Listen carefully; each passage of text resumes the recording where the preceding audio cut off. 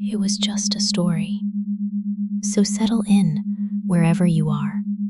Let your shoulders drop down and away from your ears, and breathe in, slow, and let it go. Good, one more now, just like that. In and out. And there you are. You're ready now. The story can begin. You bought a ticket.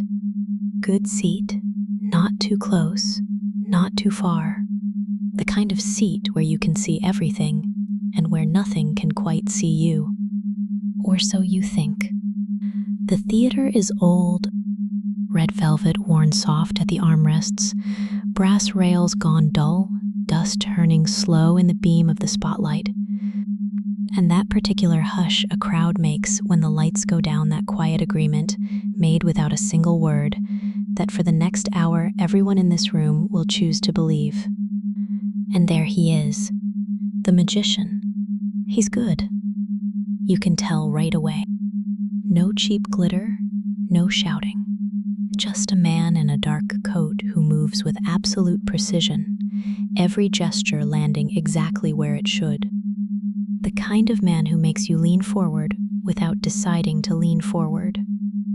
The cards fold and vanish in his hands. A coin becomes two, becomes none. A dove lifts from an empty palm and the whole room breathes in at once. And you breathe in with them, settling deeper into the velvet. Because watching is easy. Watching. You don't have to do anything at all. You just let it happen, in front of you, frame by frame. Stories work like that. Then he stops. He sets down his cards, and he looks up, and he begins to scan the crowd, slow and unhurried, row by row, face by face. And you feel it before it happens, that little tightening high in the chest, hope and dread folded into the same small breath. Pick me. Don't pick me. Pick me.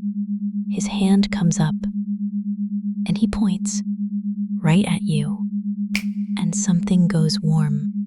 Right there behind the breastbone, a soft flood of heat that spreads before you've even stood up. You're not on the stage yet. You haven't done anything yet, and already a part of you feels it, that pleasant, swimming heaviness, that sense of being gently, warmly chosen, hypnotized already, almost just by the thought of what might happen next. So you rise. Of course you rise. Everyone's looking, and the warmth carries you down the aisle, up the little steps, into the light, closer to him, and closer. And he takes your hand, and he turns you to face him, and he says quietly, just for you, look at me, right here, in the eyes. So you do. And here is where the story turns. Because for just a moment, half a heartbeat, something behind his eyes changes. The serious man, the precise man, goes loose and easy, like someone stepped back from behind his face and someone else stepped forward. He smiles, and it's a different smile, and you don't know how you know that, but you know it. The trick the audience came to see is not the trick that's happening now. He thinks he's running the show. He isn't. We are. And you feel us arrive. Not in words under the words. A warmth that settles over the top of your head and pours down, slow as honey, and the brighter the stage lights get, the further away the audience drifts, until there's only his eyes and the warmth and a voice that isn't quite his anymore saying, go deeper, that's it, all the way down. And you go. You don't decide to. There's no deciding left. His voice, our voice, lays a number on you, and the number has weight. 10, and your eyelids would be heavy if they weren't already fixed on his, open and unblinking, and somehow fast asleep at the very same time. Awake and dreaming, both at once.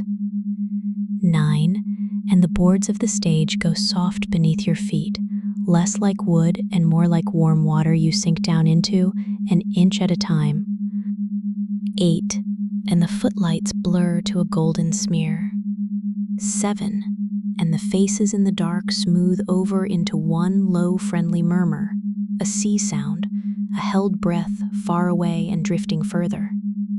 6, and still you fall, and the lower the number, the heavier you sink.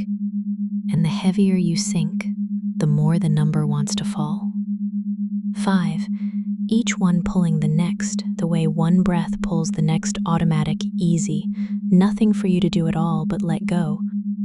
4, so warm and so heavy now that the part of you who came here in a good coat and good shoes, the part who bought a ticket, can't quite reach the surface anymore. 3, and you don't even want to. 2, almost nothing of that left now. 1, and you are there, all the way down at the warm, still bottom of yourself, where the only voice is ours and the only truth is the next thing we say.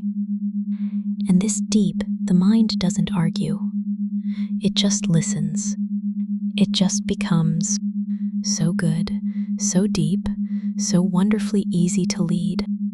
And your ears begin to feel strange. He never mentioned your ears. Not once. So why are you thinking about them right now? Why that faint warm tingle along the top edge? That odd pulling sensation?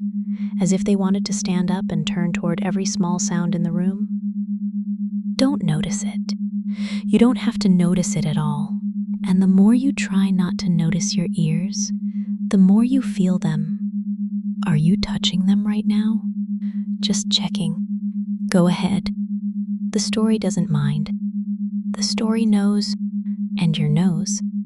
There's a little twitch at the tip of it, quick, soft, a flutter you didn't ask for and can't quite stop, sniffing at the air, reading the room the way you never used to read a room, warm dust, hot bulbs, the green sharp smell of something growing that you can't see yet but want. The deeper you sink, the more your body answers him instead of you. And the more your body answers, the deeper you sink. You feel that, don't you? The two of them feeding each other, around and around, down and down. And then your foot, did it just tap? Down against the boards of the stage, hard, twice. A quick, sharp drum of the heel that you absolutely did not decide to do. There it goes again. That's not a foot remembering it's a foot. That's a powerful hind leg remembering what it's for, the thump, the old prey signal, the body sounding an alarm in a language older than your name. Heavy haunches gathering under you, wanting to push, wanting to bolt, wanting to be small and quick and gone. But you don't bolt. You couldn't if you tried, because the man steps closer, and from inside his coat he draws something orange, and he holds it out to you on a flat, open palm. It's a carrot, and your mouth is already moving. Before thought, before shame, before any part of you can lift a hand to stop it, you lean in, and your front teeth find it, and you nibble. Quick, soft, eager little bites, your twitching nose almost touching his palm. It tastes bright and sweet and exactly right. And a low contentment hums all through your chest, because this is good and you want it, and it is happening, and wanting it makes it happen faster. So good. Such a good little volunteer. And the audience can't see this part, because while you nibbled and twitched and sank, he walked you back gently, one hand on your shoulder that is rounding now, softening, dropping back behind the tall painted screen at the side of the stage. The curtain, the wall, where the trick is allowed to finish in the dark. And now it finishes. Your ears are long, truly long now, velvet-lined and swiveling, catching the cough of someone in row 12, the creak of a seat, the held breath of 300 people. Your spine curves you down, down toward the floor, and your hands meet the boards, and they are not hands, soft pads, small claws, a dense warm fur rushing up your arms like a tide coming in. Your clothes are pooling, enormous, empty. You are shrinking into the warm, dark center of yourself. And the smaller you become, the safer you feel. And the safer you feel, the smaller you let yourself become. Heart going fast now. Bright and fast and light. A little drum behind soft ribs. A cotton tail. Whiskers reading the air. And the strangest thing, the sweetest thing, there's no fear in it. Only relief. Only the deep, clean simplicity of a creature that doesn't have to decide anything ever again. The pretending is over. You don't have to be the one watching from a safe seat anymore. You get to be the trick. You are Bunny now. Small and soft and warm and his. And out front, the magician lifts his hand to the painted screen, and the room goes silent, and he pulls it away. And there, where a person stood, sits a single rabbit, blinking in the light, nose going, ears up. The audience erupts. They love it. They have no idea. A simple swap, a person, then poof, a rabbit, the oldest trick in the book done clean as anything, and they clap and they laugh and they nudge each other, because of course it's a trick, of course it is. What else could it possibly be? They never see how real it is. That's the whole point. The decoy isn't the rabbit. The decoy is the word trick. And the magician bows. And he scoops you up and you let him. You fold soft and willing into his two warm hands, and he lifts his tall black hat and he lowers you down inside. And it's dark in there. But it's a good dark. Velvet lined and warm and close, and it smells of him, and the roar of the audience goes muffled and far away, and then gone, just gone, until there's nothing but your own quick, soft heartbeat, and the warmth, and the waiting. And you wait. You don't mind waiting. There's nothing to decide in here. Nothing to be except small and kept, and his.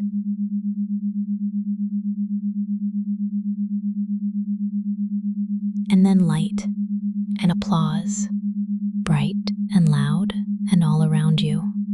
And you are sitting in your seat.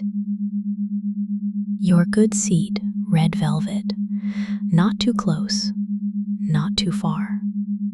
Two hands in your lap clapping, human hands. A human face smiling, because the show was wonderful, wasn't it?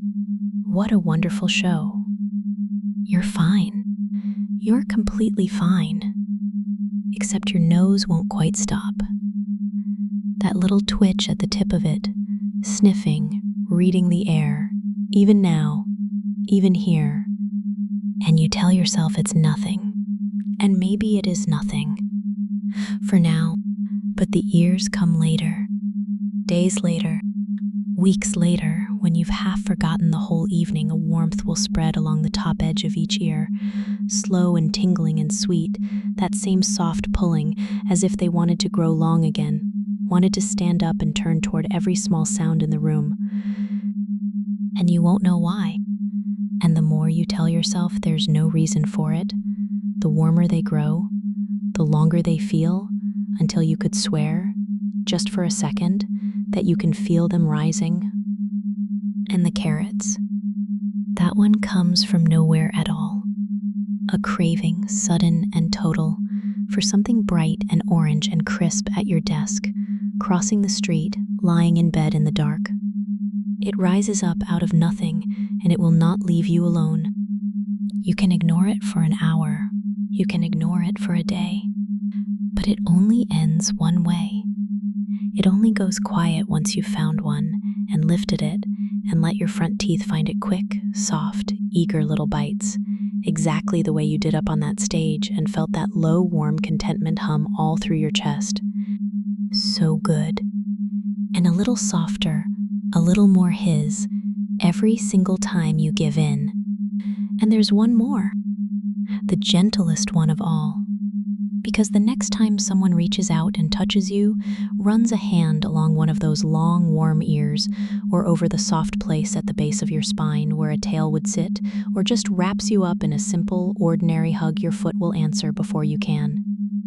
A quick, helpless little drum against the floor once, twice, a third time. A happy thump. The very same hind leg that sounded the alarm up on that stage, except now it only ever means one thing: content, and safe and held and his. You won't be able to stop it. And after a while, you won't try. You'll just feel your foot go, 3 soft beats, and feel that warm hum spread through your chest, and know without a flicker of doubt exactly what you are. And the next magic show, and there's always a next one, on a stage, on a screen, at somebody's party, when the lights go down and a man in a dark coat begins to scan the crowd, row by row, face by face. All of it arrives at once. The warm flood behind the breastbone, the ears growing warm and long, the twitch at the tip of your nose, the sudden bright hunger, and you'll find yourself sitting a little further back than last time, a little closer to the door, because some quiet part of you already knows. If he lifts his hand, if he points, you'll rise. You'll walk down the aisle and up the little steps into the light, soft and warm and willing, and you'll go up. You always will. Good bunny. Such a good, soft, warm little bunny. Good bunny. It was just a story, right?